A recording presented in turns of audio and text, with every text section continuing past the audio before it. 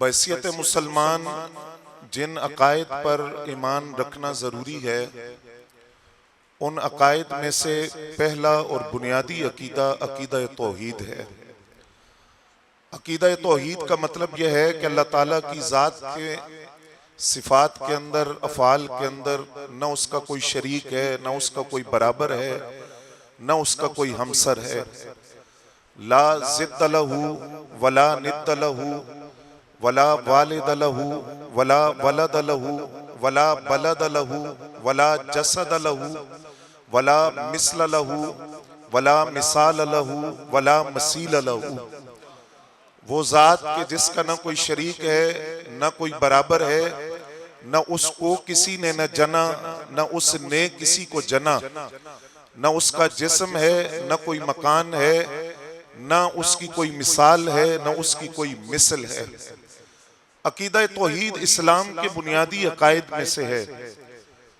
और मैं आज जिस मौजू पर गुफ्तगू करना चाहता हूँ मुख्तसर वक्त के अंदर, अगरचे वो रिवायती मौजूआत से हटकर है, लेकिन हमने इस मौजू को गैरों की झोली में डाला और उन्होंने इस मौजू की बुनियाद पर शिर्क की आयात को मज़ारात पर चस्पा किया और बुतों वाली आयात को औलियाए किराम पर चस्पा किया। अकीदा तौहीद के ज़िमन में एक मौजू है जिसको मारिफत इलाही कहा जाता है। अल्लाह ताला की ज़ात की शनासाई, अल्लाह ताला की ज़ात की पहचान, उसकी मारिफत, वो किस कदर ज़रूरी है और कायनात इंसानियत के अंदर कितने दलाइल हैं जो बार बार पुकार कर कहते हैं कि मारिफत इलाही की तरफ बढ़ो, अल्लाह की ज़ात की शनासाई और पहचान हासिल करो। कुरान कभी कहता है फला ताक़िलून, क्या तुम अकल नहीं रखते? और कभी कुरान कहता है फला ततज़क्करून, क्या तुम नसीहत हासिल नहीं करते? अफला ततदब्बरून, क्या तुम गौर व फिक्र नहीं करते? अफला तुबसिरून, क्या तुम देखते नहीं हो? कुरान से सवाल करते हैं किस चीज में गौर व फिक्र करें, किस चीज से नसीहत हासिल करें और किस चीज को देखकर अक्ल और शऊर के तराजू पर उसको तोले। तो कुरान कहता है कि पहले अपने वजूद में गौर करो। क्या तुम्हारी आंख और आंख का ये नूर, तुम्हारे कान और कानों की ये समात, तुम्हारे पांव और उनमें चलने की ये ताकत, तुम्हारे हाथ और उनमें पकड़ने की ये ताकत, ये कहां से आई? और फिर कुरान मजीद की सूरह अनाम है, अल्लाह करीम अपना खुद तारुफ जब करवाता है तो रब करीम इरशाद फरमाता है, रब वो है, अल्लाह वो है जिसने एक दाने और गुठली को फाड़ कर पौधा पैदा किया। मौला कायनात की आदत करीमा थी कि जब कसम उठाते तो कहते वल्लज़ी फालिकुल हब्बे वन्नवा, कसम है उस जात की जिसने दाने को और गुठली को फाड़ कर पौधा पैदा किया। कुरान कहता है कभी तुमने गौर किया कि एक दाना जमीन के अंदर काश्त किया जाता है, गुठली जमीन के अंदर रखी जाती है, उससे चंद दिन बाद एक कोंपल, इतनी नाजुक कोंपल कि उसको उंगली पर रख कर मसला जाए तो वो मसली जाए, वो एक बिल्कुल नाजुक सी कोंपल जमीन से निकलती है, उसका कुछ हिस्सा जमीन के अंदर होता है जो जड़ों की सूरत में जमीन के अंदर करार पकड़ता है और वो कोंपल फिर तनावर दरख्त बनती है। कुरान कहता है गौर तो करो वो कौन है जिसने दाने को फाड़ कर दरख्त बनाया, जिसने घुटली को फाड़ कर एक तनावर और मजबूत दरख्त बनाया। और फिर कुरान कहता है कभी इस बात पर गौर किया, ये जो मुख्तलिफ दरख्त हैं ये एक ही सूरज से तपिश लेकर परवान चढ़ते हैं, एक ही जमीन के ऊपर परवान चढ़ते हैं, एक ही पानी से सैराब होते हैं, लेकिन क्या वजह है कि हर दरख्त पर लगने वाला फल उसका जायका और है, उसकी खुशबू दूसरे दरख्त के फल से अलग है और उसका रंग दूसरे फल के दरख्त से अलग है। कुरान कहता है कभी गौर किया कि ये निजाम कौन चला रहा है? और ये सारी खासियतें, ये रंगों का कायनात में बखेरना और जायकों का कायनात में बखेरना और खुशबू का कायनात में बखेरना, ये कौन चला रहा है? वही रब्बे कायनात है जिसकी मारिफत की तरफ कुरान कहता है अफला ततदब्बरून, क्या तुम गौर व फिक्र नहीं करते कि ये कायनात का निजाम कौन चला रहा है? हजरत इमाम शाफी रहमतुल्लाह अलैह से जब किसी ने सवाल किया अल्लाह की मारिफत कैसे मिले, आपने फरमाया तुमने शातूत का पत्ता देखा है? उसने कहा बिल्कुल देखा है। फरमाया लेकिन तुमने कभी इस बात पर गौर नहीं किया, शहतूत का पत्ता अगर रेशम का कीड़ा खाए तो रेशम बनता है, वही शहतूत का पत्ता अगर शहद की मक्खी खाए तो शहद बनता है, वही शहतूत का पत्ता अगर हिरन खा ले तो हिरन के नाक से खुशबू निकलती है उस शहतूत के पत्ते की वजह से, और वही शहतूत का पत्ता अगर चौपाया खा ले तो वो मींगनी बनता है।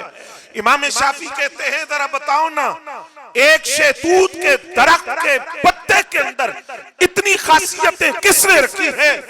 तो वो सोच में पड़ गया, पर मैं वो अल्लाह है, वो खुदा की जात है, वो खालिक है, वो साने है, वो मूजिद है, जिसने एक पत्ते में इतनी खासियतें रखी है। एक शहतूत के दरख्त का एक पत्ता तुम्हें दावत दे रहा है, आओ रब की मार्फत हासिल करो, रब की शनासाई हासिल करो।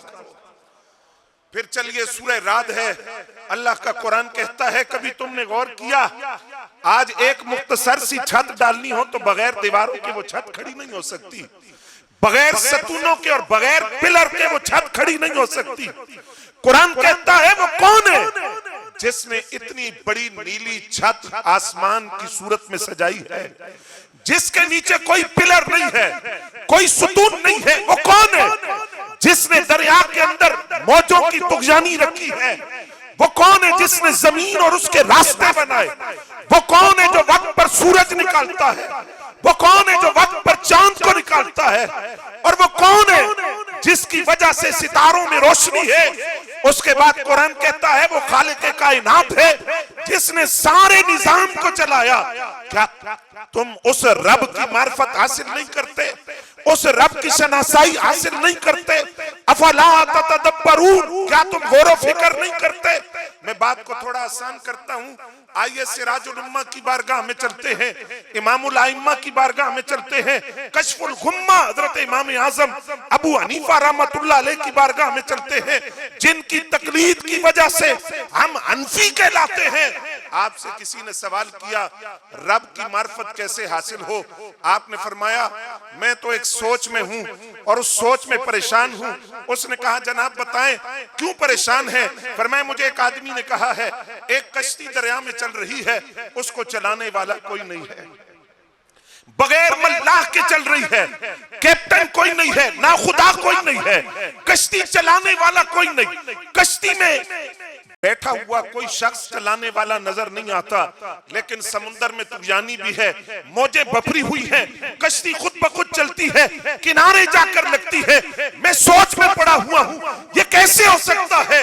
वो आने वाले जिसने रब की मारिफत का सवाल किया था, उसने इमाम साहब से कहा ऐसी बात कोई अक्लमंद नहीं कर सकता कि बगैर चलाने वाले की कश्ती कैसे चल सकती है। तो फरमाया तुझे रब की मारिफत हासिल नहीं होती अगर एक छोटी सी लकड़ी से बनी हुई कश्ती बगैर चलाने वाले के नहीं चल सकती, तो क्या तूने कभी नहीं सोचा कि ये सूरज खुद ब खुद निकल आता है, चांद खुद निकलता है, सितारों की रोशनी खुद है, कायनात का निजाम खुद चल रहा है? फरमाया ना, इस कायनात को चलाने वाला कोई है और उसे अल्लाह कहा जाता है, और वो अल्लाह कहता है अगर मुझ तक पहुंचना चाहते हो उसका रास्ता ये है कि मेरी जात की मारिफत और शनासाई हासिल करो, तब तुम मेरी जात तक पहुंच सकते हो। ये खलीफा मंसूर का दौर है। मेरा मौजू थोड़ा रिवायती मौजू से आज हटकर है, लेकिन एक पैगाम इसलिए है कि हमने इस मौजू को गैरों की झोली में डाला कि ये तुम्हारा मौजू है, तुम बयान करो। अकीदा तौहीद खालिसतन अहले सुन्नत का मौजू है, क्योंकि बनास्पति तौहीद के हम कायल नहीं है जिसमें शिरक वाली आयात मज़ारात पर चस्पा की जाए और जिसमें बुतों वाली आयात औलिया पर चस्पा की जाए। इमाम आज़म अबू हनीफा खलीफा मंसूर का दौर है, और रूम से कैल्ची आया, उसने कहा खलीफा मंसूर से बुलाओ अपने उलमा को, इकट्ठा करे सारे उलमा को, आओ मेरे सवाल का जवाब दो। सारे आ गए। उसने पहला सवाल ये किया, उसने कहा बताओ अल्लाह से पहले क्या था? जो है आपकी, अल्लाह से पहले क्या था? और दूसरा इस वक्त अल्लाह की तवज्जो कहां है? तीसरा कि ये बताओ कि अल्लाह कहां है, और फिर ये भी बताओ कि अल्लाह इस वक्त क्या कर रहा है। ये चार सवाल हैं। अल्लाह से पहले क्या था? अल्लाह की तवज्जो इस वक्त किधर है, अल्लाह कहां है और अल्लाह इस वक्त क्या कर रहा है। बड़े बड़े उलमा मबहूत हो गए। 10 साल का एक बच्चा उस मजमे के करीब से गुजरा और उसने ये सवाल सुने। उसने खलीफा मंसूर से कहा मुझे इजाजत हो तो मैं जवाब दूं। उसने कहा तुम भी देख लो कोशिश करके। उसने एलची से कहा सवाल दोहराओ। वो 10 साल का बच्चा सामने खड़ा हुआ जिसको इमाम आजम अबू हनीफा कहते हैं। 10 साल का बच्चा, कहा सवाल करो। उसने कहा अल्लाह से पहले क्या था। आपने फरमाया तुम मुझे उल्टी गिनती सुनाओ। उसने उल्टी गिनती सुनाई, वाहिद तक आया तो फरमाया आगे। उसने कहा वाहिद से पहले तो कुछ भी नहीं है, वाहिद से पहले तो कुछ भी नहीं है, वाहिद से पहले तो सिफर होता है ना, सिफर तो कुछ भी नहीं। आपने फरमाया वाहिद ये मजाजी वाहिद है। अगर मजाजी वाहिद से पहले कुछ नहीं तो हकीकी वाहिद से पहले क्या हो सकता है। मजाजी वाहिद से पहले कुछ नहीं तो हकीकी वाहिद से। दूसरा उसने कहा मैंने सवाल किया था अल्लाह की तवज्जो किस तरफ है, अल्लाह की सिमत इस वक्त किस तरफ है। इमाम साहब ने फरमाया चिराग जलाओ। उसने चिराग जलाया। आपने फरमाया चिराग की रोशनी किधर है। उसने कहा जनाब चारों तरफ है, किसी एक सिमत में खास नहीं है, चारों तरफ है। आपने फरमाया ये नूरे मजाजी है या नूरे हकीकी। उसने कहा नूरे मजाजी। फरमाया अगर नूरे मजाजी की रोशनी हर तरफ फैलती है तो वो जो नूरे हकीकी है उसको सिमत के साथ पाबंद कैसे। वो रब की जात है, उसका नूर हर तरफ है। फिर तीसरा सवाल अल्लाह कहां है। तो फिर जरा सुनिए। आपने फरमाया पहले तू मुझे ये बता ये जो देसी घी होता है ये दूध से निकलता है। उसने कहा बिल्कुल। आपने फरमाया दूध के किस हिस्से से निकलता है। उसने कहा जनाब वो देसी घी तो दूध के हर कतरे में मौजूद होता है, वो तो प्रोसेस से गुजरता है, वो लस्सी बनती है, मक्खन बनता है तो देसी घी बनता है, वरना वो देसी घी तो दूध के हर कतरे में मौजूद है। फरमाया वो जो मादूम है वो हर कतरे में मौजूद है और जो मौजूद है वो कायनात के हर जर्रे में मौजूद है। फरमाया फिर तेरा चौथा सवाल क्या था। उसने कहा मेरा चौथा सवाल यह है कि अल्लाह इस वक्त क्या कर रहा है। इमाम साहब खड़े थे, 10 साल के बच्चे हैं आप, और वो सामने बैठा हुआ है। आपने फरमाया जरा तू कुर्सी से उठना। उसूल तो ये है कि जवाब देने वाला कुर्सी पे होता है, साहिल सामने खड़ा होता है, तू कुर्सी पे बैठा हुआ है। तू कुर्सी से उठ, मैं तुझे बैठकर जवाब दूं। जवाब देने वाला मुजीब, मुजीब तो मैं हूं, तू साहिल है। तू उठकर खड़ा हो, मैं कुर्सी पर बैठूं। इमाम साहब कुर्सी पर बैठे, वो सामने खड़ा हुआ देहरिया था, मुल्हिद, अल्लाह की जात का मुनकिर। जब सामने खड़ा हुआ फरमाया पूछ। उसने कहा मैंने सवाल किया था अल्लाह क्या कर रहा है, अल्लाह इस वक्त क्या कर रहा है। आपने फरमाया मैं बताऊं अल्लाह क्या कर रहा है।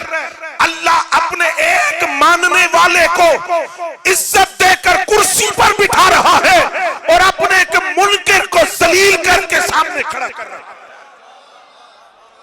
सिराजुल उम्मा इमामुल आइम्मा हजरत इमाम आजम अबू हनीफा रहमतुल्लाह अलैह ने फिर फरमाया मुझे एक बात पता। एक जोड़ा है, उनके यहाँ बच्चे की विलादत का वक्त करीब है, वो चाहते हैं बेटा पैदा हो। बेटा नहीं पैदा होता, बेटी पैदा होती है। वो चाहते हैं बेटी पैदा हो, बेटी पैदा नहीं होती, बेटा पैदा होता है। तू बताना कि इनकी ख्वाहिशात का माने कौन है। कौन है वो जिसकी कुदरत इनकी ख्वाहिश पर गालिब आ जाती है। वो कौन है जिसकी ताकत मशीयत और मर्जी इनकी ख्वाहिश पर गालिब आती है। वो कौन है कि माँ बाप चाहते हैं बेटी हो, लेकिन वो कौन चाहता है बेटा हो तो बेटा होता है। वो कौन है जो चाहता है बेटी हो तो बेटा बेटी होती है। कौन है बेसाख्ता उसकी जुबान से निकला अल्लाह। फरमाया वही है खालिक कायनात, वही है साने, वही है मूजिब जिसने इस कायनात को बनाया। फरमाया फिर भी तुम रब की मार्फत हासिल नहीं करते। आइए कुरान ने सूरह नहल के अंदर कुरान ने एक दावत दी है। कुरान कहता है तुम्हारे लिए चौपायों में इबरत है, जानवरों में इबरत है। रब की शनासाई और रब की मार्फत चाहिए तो चौपायों को देखो। या अल्लाह उनका चमड़ा देख लिया, गोश्त देख लिया। या अल्लाह वो 4 टांगों वाले हैं, ये भी देख लिया। माल बर्दारी सामान उठाकर चलते हैं, ये भी देख लिया। या अल्लाह सारा कुछ देख लिया। या अल्लाह तेरी मार्फत और शनासाई का नुक्ता क्या है? फरमाया जरा ये भी देखो, जानवर जो सफेद और ताजा दूध देता है वो कहां से आता है? कहां से आता है? अब कुरान बयान कर रहा है, जरा आप तवज्जो फरमाइएगा। कुरान जो बयान करता है, मुफस्सिरीन कहते हैं जानवर खाता है चारा, वो चारा जानवर की ओजड़ी में जाता है और चारा ओजड़ी में जाकर 3 हिस्सों में तकसीम हो जाता है। ये जो दूध हम पीते हैं उसका प्रोसेस क्या है? फरमाया वो ओजड़ी के अंदर ऊपर वाला हिस्सा चारा वो खून बन जाता है और ओजड़ी के निचले हिस्से में वो चारा गोबर बन जाता है। दूध कहाँ है? फरमाया दोनों के दरमियान में। ऊपर खून है और नीचे गोबर है, जानवर का फुसला, दरमियान में दूध है। कुरान कहता है क्या तुम्हें रब की मार्फत अभी भी हासिल नहीं हुई? वो जो सफेद दूध तुम्हें मिला है फनों से, उसमें ना खून का रंग है ना गोबर की बू है। वो जिसने तुम्हें खालिस दूध दिया है उसे अल्लाह कहा जाता है। वो खालिक के कायनात है, वो साने है, वो मुजिद है, जिसने तुम्हें दूध दिया जिससे खून की बू नहीं आ रही, जिससे खून का रंग नहीं है। और यहाँ सूफिया ने एक नुक्ता लिखा, फरमाया रब जिस तरह तुम्हें खालिस दूध देता है ना, रब कहता है ऐसी खालिस इबादत मेरी करो। जिस तरह खालिस दूध में ना खून का रंग है ना गोबर की बू है, रब फरमाते ऐसी इबादत करो जिसमें रियाकारी का रंग ना हो, हसद की बू ना हो और जिसके अंदर गीबत और चुगली की बू ना हो। जैसा खालिस दूध खुदा ने दिया ऐसी खालिस इबादत रब तुमसे चाहता है। अच्छा, ये प्रोसेस आज साइंस ने बयान किया कि खालिस दूध कैसे आता है जानवर से, कि वो गोबर और खून से गुजर कर आता है। लेकिन अल्लाह करीम फरमाता है कुरान में, तुमने गौर नहीं किया कि खून का कोई रंग उसमें नजर नहीं आ रहा और उससे बू भी नहीं आ रही। साइंस आज सर पकड़ कर बैठ गई। आज साइंस ने प्रोसेस ये सारा बयान किया, लेकिन कुरान तो 1450 साल पहले बयान कर चुका है। इसका मतलब यह हुआ साइंस जितनी मर्जी तरक्की कर ले, टेक्नोलॉजी जितनी मर्जी तरक्की कर ले, साइंस कहीं भी पहुंचेगी वहां कुरान भी पहले मौजूद होगा और साहिब कुरान भी पहले। और मैं इसकी एक मिसाल अर्ज कर देता हूं। अभी रियाज के अंदर एक मेडिकल की कॉन्फ्रेंस हुई, वहां एक मुस्लिम डॉक्टर भी था जिसने इस्लाम कबूल किया नया नया। जब कॉन्फ्रेंस खत्म हुई लोगों ने उसको घेर लिया। उन्होंने कहा आम बंदा कलमा पढ़े तो समझ आती है, तू डॉक्टर है, पढ़ा लिखा मेडिकल की दुनिया का, तू कोई खास गल वेखी है, कोई खास बात है जो तू जानता है, बता वो खास बात क्या है। अब जरा तवज्जो फरमाए। वो कहता है मुझे जानते हो? कहा नहीं। कहा मैंने अल्ट्रासाउंड मशीन बनाई है। अल्ट्रासाउंड मशीन का मुजिद मैं हूं, मैंने बनाई तो साइंसी दुनिया में तहलका मच गया। क्या अल्ट्रासाउंड मशीन बनाने वाला ये है? अब क्या होगा? बच्चे की जिन्स का पता चलेगा कि मुज़क्कर है कि मुअन्नस है, मेल है कि फीमेल है, और ये भी पता चलेगा कि 9 माह में किस प्रोसेस से गुजरता है, क्या क्या शक्लें इख्तियार करता है। कहा तांता बंधा हुआ था मुबारकबाद का, लोग मुबारकबाद लेकर आ रहे थे, बड़ी दूर दूर से मुबारकबादें आई, लेकिन उस दौरान वो कहता है हैरत की इम्तिहान हो रही। एक बंदे ने मुझे कुरान का नुस्खा अंग्रेजी जुबान में ट्रांसलेट किया हुआ मेरे हाथ में दिया। उसने कहा खोलो सूरह मोमिन। तुमने अल्ट्रासाउंड मशीन बनाई है, क्या कमाल?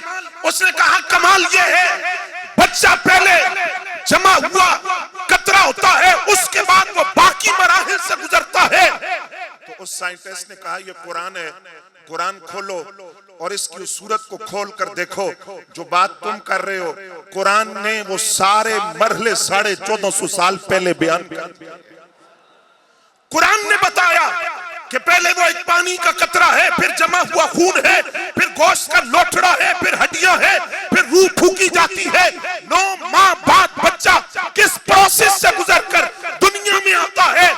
तो मैंने कहता है मैंने कुरान उठाकर कहा हमारी साइंस कहीं भी पहुंच जाए कुरान पहले वहां मौजूद है। और कहता है कि जब मैंने साहिब कुरान के फरामीन पढ़े तो मैं और हैरत में मुब्तला हुआ। कहा क्या? उसने कहा साहिब कुरान ने तो ये भी बताया कि बच्चा मां के पेट में इतने दिन इस हालत में रहता है, इतने दिन बाद उसकी हालत बदल जाती है, इतने दिन बाद उसकी ये कैफियत होती है। तो वो कहता है मैंने कलमा इसलिए पढ़ा कि अगर 1450 साल पहले मदीना तैयबा की चटाई पर बैठकर ये सारी खबरें कोई दे रहा था, जब खूरदबीन नहीं थी, दूरबीन नहीं थी, सारी खबरें अगर उस वक्त किसी ने दी है, इसका मतलब ये हुआ वो खबर इसलिए दे रहा था, खुदा बता रहा था और वो बयान कर रहा था, वो अल्लाह का नबी। फरमाया आज तूने अल्ट्रासाउंड मशीन बनाई है, और ये जो मकाम है सूरह नहल का, यहाँ काफिरों के दो सवाल हैं। एक सवाल काफिरों ने ये किया कि जब बंदा मर जाता है तो रब दोबारा कैसे जिंदा करता है, और दूसरा सवाल अगर बंदे के अज्जा बिखर जाएं, मिट्टी में मिल जाएं, खाक में मिल जाएं, तो रब दोबारा कैसे जिंदा करता है। कुरान ने दोनों का जवाब दिया। कुरान ने कहा पहली बात तुम कहते हो कि रब मुर्दा को दोबारा कैसे जिंदा करता है, ये बताओ। कुरान कहता है बंजर जमीन और मुर्दा उसमें फसल ना उगे, और जमीन का साली वाली हो उसमें फसल ना उगे, तो बताओ फिर बारिश बरसा कर उन जमीनों पर सब्जा कौन लहलहाता है? उस मुर्दा जमीन को जिंदा किसने किया? बंजर जमीन के सीने से सब्जा किसने निकाला? दरख्त किसने पैदा किए? और कुरान कहता है अगर उस रब ने पहली मर्तबा पैदा किया जब कोई सांचा नहीं था, और कुरान कहता है ना क्या इंसान वो वक्त भूल गया जब वो कुछ भी नहीं था, कुछ भी नहीं था, हम उसको अदम से वजूद में लाए। तो रब फरमाता है कि जब मैंने पहली मर्तबा पैदा किया कोई सांचा तो नहीं था मेरे पास, पहली मर्तबा पैदा किया है। तो जो पहली मर्तबा पैदा करने पर कादिर है, दूसरी मर्तबा पैदा करना उसके लिए आसान है, क्योंकि उसने पहली मर्तबा भी पैदा किया। और दूसरा एतराज था कुफार का कि जब बंदा मर जाता है उसके अज्जा बिखर जाते हैं, तो फिर वो अज्जा कैसे इकट्ठे होंगे? तो कुरान कहता है ये रब का काम है। और यहाँ नबी अलैहिस्सलाम की हदीस, आप फरमाते हैं बनी इसराइल का एक बंदा था, उसने अपनी औलाद को वसीयत की, उसने कहा जब मैं मर जाऊं ना तो मेरी लाश को जलाकर राख कर देना। हम शुक्र अदा करते हैं, नहलाया जाता है, सफेद कफन पहनाया जाता है, खुशबू लगाकर कब्र में रखा जाता है, और फिर सबसे बड़ी बात ये कब्र में वो आते हैं कि मर के पहुंचा हूं यहां इस दिल रुबा के वास्ते। उसने कहा मेरी लाश को जला देना, आग लगा देना, जब मेरे जिस्म की राख बन जाए तो आधी राख को हवा में उड़ा देना, आधी राख दरिया के हवाले कर देना। मैं अल्लाह के सामने खड़ा होकर सवालों के जवाब नहीं दे सकता, मेरी लाश को जला देना। वसीयत कर दी, मर गया, बेटों ने उसकी लाश को जलाकर राख बनाकर आधी राख हवा में उड़ा दी, आधी दरिया के हवाले कर दी। सरकार फरमाते हैं जब कल क़यामत का दिन होगा ना तो रब उसको दोबारा जिंदा करेगा, दोबारा जिंदा होगा, उसके सारे अज्जा मिलेंगे, नई जिंदगी मिलेगी। जब वो रब के सामने खड़ा होगा तो मफहूम हदीस सरकार फरमाते हैं, रब फरमाएगा तूने ऐसा क्यों किया? किस सोच की बिना पर किया? क्या तूने ये समझा कि अगर मैंने पहली मर्तबा पैदा किया है तो क्या मैं दोबारा जिंदा करने पर कादिर नहीं हूं? जब सारे अज्जा मिलकर दोबारा जिंदा होंगे तो वो बंदा क्या कहेगा? या अल्लाह मैंने ये वसीयत इसलिए की थी, मुझे डर था मैं तेरे सवालों का जवाब कैसे दूंगा, मुझे खौफ था, खशियत थी, मैं तेरे सामने पेश कैसे होऊंगा, हाजिर कैसे होऊंगा। अल्लाह फरमाएगा अगर तेरे उस अमल की वजह ये थी, मेरे खौफ की वजह से तूने ऐसा किया, तो जा मैं हुक्म देता हूं फरिश्तों को वो तुझे जन्नत के बागों में। लेकिन मैं पहली मर्तबा पैदा करने पर कादिर हूं तो दूसरी मर्तबा भी मैं पैदा कर सकता हूं। अब यहां फिर मैं एक हदीस अर्ज करता हूं, बुखारी किताबुस सलात की हदीस है, इसी से रिलेटेड है, मार्फत इलाही के हवाले से भी और रहमत इलाही के हवाले से। नबी अलैहिस्सलाम फरमाते हैं आखिरी बंदा जो जहन्नम से निकाला जाएगा, कौन सा बंदा? आखिरी बंदा, उसका चेहरा जहन्नम की तरफ होगा और जहन्नम की आग की इतनी शिद्दत होगी कि उसका चेहरा झुलस रहा होगा। वो अल्लाह करीम से अर्ज करेगा या अल्लाह सिर्फ मेरा चेहरा फेर दे, ये आग की हिद्दत मुझे न पहुंचे। अब जब उसका चेहरा फेरा जाएगा, चेहरा फिरेगा तो सामने जन्नत नजर आएगी। नबी अलैहिस्सलाम फरमाते हैं जब वो कहेगा या अल्लाह मेरा चेहरा फेर दे, तो अल्लाह फरमाएगा इसके बाद तो सवाल नहीं करेगा कोई। वो कहेगा या अल्लाह मेरा वादा है और कोई सवाल नहीं करूंगा, बस मेरा चेहरा फेर दे। चेहरा फिर गया। सरकार फरमाते हैं जन्नत को देखेगा तो बड़े मासूमियत से कहेगा या रब्बी कद्दिमनी इंदा बाबिल जन्ना, या अल्लाह मैं जन्नत जान जोगा ते नहीं ते कम से कम दरवाजे दे कोल ही कर दे। कद्दिमनी इंदा बाबिल जन्ना, या अल्लाह मुझे जन्नत के दरवाजे के करीब कर दे। मैं जन्नत की बात नहीं कर रहा, जन्नत के दरवाजे के करीब कर दे। रब फरमाएगा अभी तो तू कह रहा था मैं कुछ नहीं मांगूंगा, या अल्लाह अब कुछ नहीं मांगूंगा, तू मुझे जन्नत के, बुखारी के लफ्ज हैं, जन्नत के दरवाजे के करीब कर दे। हुजूर फरमाते हैं जन्नत के दरवाजे के करीब होगा, अंदर से ठंडी हवा आएगी, जन्नत की नेमतों को देखेगा, जन्नत की नहरों को देखेगा, फरिश्तों को देखेगा, हूरों को देखेगा। अब क्या कहेगा? या रब्बी अदखिलनी अल जन्ना, या अल्लाह मुझे जन्नत में दाखिल कर दे। दरवाजे तक तो मैं आ गया तेरे करम से, मुझे जन्नत में दाखिल कर दे। हुजूर फरमाते हैं रब मुस्कुराएगा। और एक रिवायत के लफ्ज ये हैं कि हुजूर खुद मुस्कुराए। जब सरकार मुस्कुराए तो सहाबा ने कहा हुजूर आप मुस्कुरा रहे हैं? फरमाया क्योंकि मेरा रब मुस्कुराएगा। रब मुस्कुराएगा इसलिए मैं मुस्कुरा रहा हूं। क्यों मुस्कुराएगा? मैं रब फरमाएगा कहां से मांगना शुरू हुआ, कहां तक आया? अल्लाह करीम फरमाएगा तमन्ना, जन्नत में तुझे दाखिल कर दिया, और कोई तमन्ना और भी कुछ मांग, तो वो कहेगा या अल्लाह और कुछ नहीं। फरमाया ये तेरा सवाल था, तूने अपनी हैसियत के मुताबिक किया, मैं रब हूं, रब जो तूने मांगा वो तुझे दिया, इसके साथ 10 गुना और मैंने अपने कर्म से। अब यहां जरा एक अकीदे की बात भी कर दूं। सरकार मुस्कुराए, सहाबा ने सवाल किया हुजूर क्यों मुस्कुराए? वो फरमाया मेरा रब मुस्कुराएगा। ये वाकया हो गया कि होने? बोलो ना, हो गया कि होने? कब होने? क़यामत वाले दिन। कब आनी है क़यामत? नहीं पता। हजारों साल है कि करोड़ों साल है, नहीं पता। वो और है जो कहते हैं नबी को दीवार पीछे का इल्म नहीं, वो और है जिस नबी का कलमा हमने पढ़ा है वो क़यामत तक के मनाजिर यूं देखते हैं जिस तरह हाथ की हथेली पर राई। इमाम अहमद बिन हंबल रदी अल्लाह तआला अन्हु, ये इमाम अहमद बिन हंबल वो हैं मार्फत इलाही का एक बड़ा जरिया है सोहबत सालिहीन। और आपको मुबारक हो, आप जिस आस्ताने करम से वाबस्ता हैं।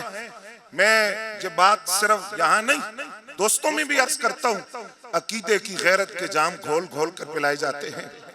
ना ताल्लुकात देखे गए ना दोस्तियां, अकीदा मुकद्दम है, अकीदे की सेहत मुकद्दम है। और क्यों ना हो, नमाज रोजा ज़कात हज अमल कबूल उस वक्त होता है जब अकीदा।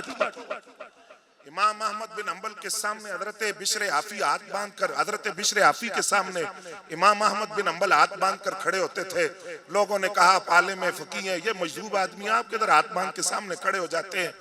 आपने फरमाया मेरे पास किताबों का इल्म है, अल्लाह का इल्म सीखने के लिए बिश्र हाफी के पास, अल्लाह का इल्म इनके पास है। वो इमाम अहमद बिन हंबल, मार्फत इलाही के बारे में सवाल हुआ। मार्फत इलाही क्या है? तवज्जो आप फरमाएंगे। आपने फरमाया मैं एक मिसाल देता हूं। फरमाया एक कला है, बिल्डिंग है, उसकी दीवारें चांदी की है और उसका जो अंदरूनी मंजर है वो सोने की तरह है और दीवारें बिल्कुल सलामत है। दीवारों के अंदर कोई सुराख नहीं है, दीवारों के अंदर कोई सुराख नहीं, दीवारें सलामत है। बाहर से कोई चीज उस बिल्डिंग में दाखिल नहीं हो रही, बाहर से वो चांदी की तरह, अंदर से सोने की तरह। फरमाया अचानक एक दिन उस कले की दीवार टूटी, उसमें से एक जानदार बाहर निकला, उसकी आंखें भी थी, उसकी जुबान भी थी, वो चल भी सकता था और वो देख भी सकता था। आप इतनी बात करके चुप हो गए, तवज्जो मुझे आपकी चाहिए, बात करके चुप हो गए। सुनने वाले ने कहा जनाब बड़ी अजीब बात है, चांदी की दीवारें हैं, सुराख कोई नहीं, अंदर से सोने की तरह है, उसमें से जानदार कहां से निकल आया, सांस अंदर कैसे चली गई, ऑक्सीजन अंदर कैसे चली गई, हवा कैसे गई, उस जानदार को खुराक कैसे गई। फरमाया यही तो मैं कह रहा हूं, ये सब कुछ जिसने पहुंचाया है उसे अल्लाह कहा जाता है। जनाब वो बिल्डिंग क्या है, फरमाया उसे अंडा कहते हैं, अंडा जो बंद होता है रब उससे जानदार चूजा निकाल कर बताता है। ये है खालिक की खालिकियत, और ये है साने की कारीगरी, और ये है मुजिद की इजाद कि जिसने एक बंद अंडे से जानदार को निकाला। अच्छा यही सवाल हजरत इमाम जाफर सादिक रज़ी अल्लाह तआला अन्हु से हुआ। तवज्जो है आपकी, बोले ना अहले बैत अतहार सुन्नियों के ईमान की जान। और इमाम जाफर सादिक रज़ी अल्लाह तआला अन्हु ने तो राफ़ज़ियों की पीठ पे ऐसा कोड़ा बरसाया है, क़यामत तक वो दर्द महसूस करेंगे और जलन। वलदनी अबू बकर मर्रतैन, मैं तो कहता हूं सुन्नियों को वजीफा करना चाहिए इस जुमले का। वलदनी अबू बकर मर्रतैन, मैं सिद्दीक अकबर का दोहरा बेटा, वो इमाम जाफर सादिक रज़ी अल्लाह तआला अन्हु। आपसे जब किसी ने कहा कि अल्लाह की मारिफत और उसका वजूद क्या दलील है, आपने दाएं बाएं देखा, कुरान की कोई तफसीर नहीं खोली, हदीस की किताब नहीं खोली, दलाइल के अंबार नहीं लगाए। बच्चा एक करीब खड़ा था, उसके हाथ में अंडा था, आपने अंडा पकड़कर उस बंदे से फरमाया ये क्या है, उसने कहा अंडा है। फरमाया कोई सुराख तो नहीं है, उसने कहा नहीं। फरमाया बाहर से कोई चीज अंदर तो नहीं जा रही, उसने कहा नहीं। फरमाया अंदर से कोई चीज बाहर तो नहीं आ रही, उसने कहा नहीं। फरमाया इसके अंदर क्या है, उसने कहा सफेदी है। फरमाया और कहा जर्दी है। फरमाया ठोस चीज है या माया चीज है, उसने कहा माया है, ठोस नहीं। फरमाया माया चीजों का उसूल है, दो माया चीज मिलती है आपस में मिक्स हो जाती है। बताना वो कौन सी ताकत है जो इस अंडे में सफेदी को जर्दी में नहीं मिलने दे रही, जर्दी को सफेदी में नहीं मिलने दे रही। कौन सी ताकत है, किस ताकत ने सफेदी को जर्दी में मिलने से रोका है और जर्दी को सफेदी में मिलने से रोका है। और फिर तू बता वो कौन सी ताकत है जो इसे एक अंडे से चूजे निकालती है, कोई किसी रंग का, कोई किसी रंग का, कोई मुजक्कर कोई मुअन्नस, कौन है वो, उसकी जुबान से बेसाख्ता निकला अल्लाह है। वो अल्लाह की जात है जिसने, जिसकी कारीगरी और जिसकी खालिकियत का मजहर संडे से नजर आता है। और हजरत इमाम दारुल हिजरा से जब किसी ने कहा रब की मार्फत, आपने फरमाया दुनिया में कितने इंसान बसते हैं, उसने कहा अरबों बसते हैं। आपने फरमाया तूने कभी गौर किया किसी का चेहरा किसी के चेहरे से नहीं मिलता, कान एक जैसे हैं तो होंठ एक जैसे नहीं, होंठ एक जैसे हैं तो नाक एक जैसी नहीं, रंग एक जैसा नहीं। और अगर कुछ चेहरे में शबाहत हो, उसकी बोली और है, उसकी बोली और है, उसका लहजा और है, उसका लहजा और है, उसका तर्ज और है, उसका तर्ज तकल्लुम और है। वो कौन है जिसने इतने चेहरे पैदा किए, इतने लहजे और बोलियां दी है, उसी को रब कहा जाता है। कुरान कहता फला तदब्बरून, क्या तुम गौर व फिक्र नहीं करते। और मुझे एक बात अर्ज करके मैं बात समेट रहा हूँ। एक अरबी देहाती से किसी ने कहा ना कि यार तुझे रब का कैसे पता चला, रब की मार्फत कैसे मिली। और यही सवाल एक बुढ़िया से किसी ने किया जो चरखा काट के धागा बनाती थी। कहा तुझे अल्लाह की मार्फत कैसे मिली, हर वक्त धागा बनाती है कि कभी रब की शनासाई भी मिली। उसने कहा हाँ मैंने अल्लाह की मार्फत हासिल की है इस चरखे से। किससे? चरखे से। कहा कैसे? उसने कहा मैं चरखे को चलाती हूँ, काटती हूँ तो धागा बनता है। मैं अकेली हूँ, अगर कोई दूसरी औरत आए मैं इधर चलाऊंगी वो उधर चलाएगी, मैं इधर चलाने की कोशिश करूंगी वो उधर चलाएगी। नतीजतन क्या होगा, धागा टूट जाएगा, चरखा तबाह हो जाएगा।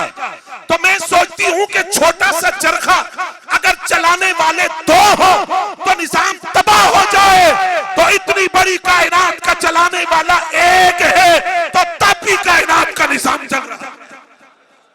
ये तो कुरान भी कहता है कि अगर इला दो होते तो एक कहता सूरज को मशरिक से निकालते तो दूसरा कहता नहीं मगरिब से निकालते हैं। एक कहता गंदम का मौसम है तो दूसरा कहता नहीं मकई का मौसम है। क्या होता? जमीन में फसाद बर्पा हो जाता, जमीन में तबाही फैल जाती। और वो अराबी जिसकी मैं बात कर रहा था, देहाती, उससे किसी ने कहा अल्लाह की मार्फत कभी हासिल की है? तवज्जो फरमाइएगा हज़रात, अल्लाह की तौहीद ऐसे भी बयान की जाती है, शिर्क और बिदअत के फतवों के बगैर भी तौहीद खुदाबंदी को बयान किया जा सकता है। ये खालिसतन अहले सुन्नत का मौजू है। हम किसी गैर की झोली में डालकर गुमराही नहीं फैलाने देंगे। उस अराबी ने कहा उस बंदे से, कभी सहरा में गए हो? उसने कहा गया हूं। क्या होता है सहरा में? उसने कहा दूर दूर तक कोई घर नहीं होता, कोई दरख्त नहीं है, रेतला इलाका होता है, रेत ही रेत होती है, मट्टी मट्टी होती है। उसने कहा अगर उस सहरा के अंदर मींगनियां पड़ी हुई देखो तो क्या समझोगे? उसने कहा मतलब यही है कि कोई ऊंट गुजरा यहाँ से। अगर कदमों के निशान देखो तो उसने कहा मतलब यह है कि यहाँ से कोई आदमी गुजरा है। उसने कहा अब जरा तवज्जो फरमाइएगा, कहता या सुभान अल्लाह, ए अल्लाह की पाक साथ, इस बंदे का भी क्या हाल है। सहरा के अंदर मींगनियां देखकर ये तो समझ जाता है कि यहाँ से ऊंट गुजरा है, और इंसान के कदमों के निशान देखकर समझता है बंदा गुजरा है। इसे आसमान पर चमकता सूरज देखकर समझ नहीं आता कि खुदा है। इसे चमकते हुए सितारे देखकर समझ नहीं आता कि खुदा है, और इसको चमकता हुआ चांद देखकर समझ नहीं आता कि खुदा है। फरमाया अगर मींगनी जानवर पर दलालत करे, कदम इंसान पर, अला यदुल्लु अला सालिका, क्या आसमान खुदा पर दलालत नहीं करता? क्या जमीन खुदा पर दलालत नहीं करती? आइए हज़रात गिरामी कदर, आखिरी बात सुनिए, यही बात को समेटते हैं। बात उसकी है जड़ा मौला अली दा पुत्र है, बोले ना सुभान अल्लाह, बाबे दारुल हिकमा, बाबे मदीनतुल इल्म। फरमाया सारा इल्म मुकद्दस आसमानी किताबों में है, और आसमानी किताबों का इल्म सारा कुरान में है। कुरान का सारा इल्म 7 मंजिलों में है, 7 मंजिलों का सारा इल्म सूरह फातिहा में है। सूरह फातिहा का सारा इल्म बिस्मिल्लाह में है, बिस्मिल्लाह का सारा इल्म बिस्मिल्लाह की बा में है, और बा का सारा इल्म बा के नुक्ते में है। और फरमाया लोगों मैं अली अना नुक्ता तो तहतल बा, वो जो बा के नीचे नुक्ता है उसे अली जुल मुर्तजा हैदर कर्रार कहा जाता है।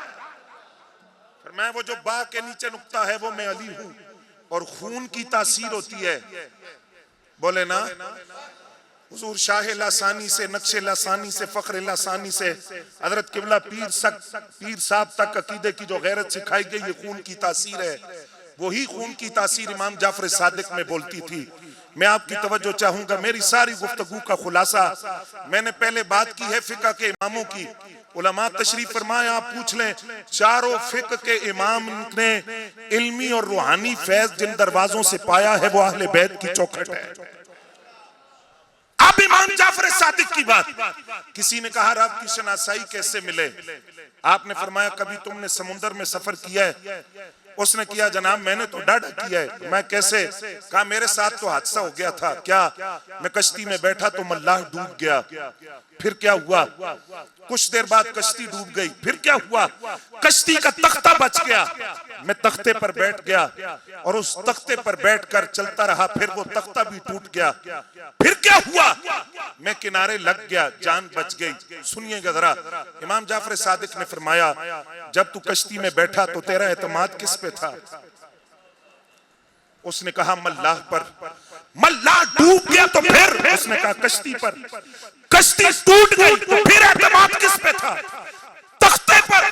फरमाया तख्ता टूट गया तो तुझे जान बचने की उम्मीद थी? उसने कहा बिल्कुल थी। फरमाया अब तेरा एतमाद किस पे था?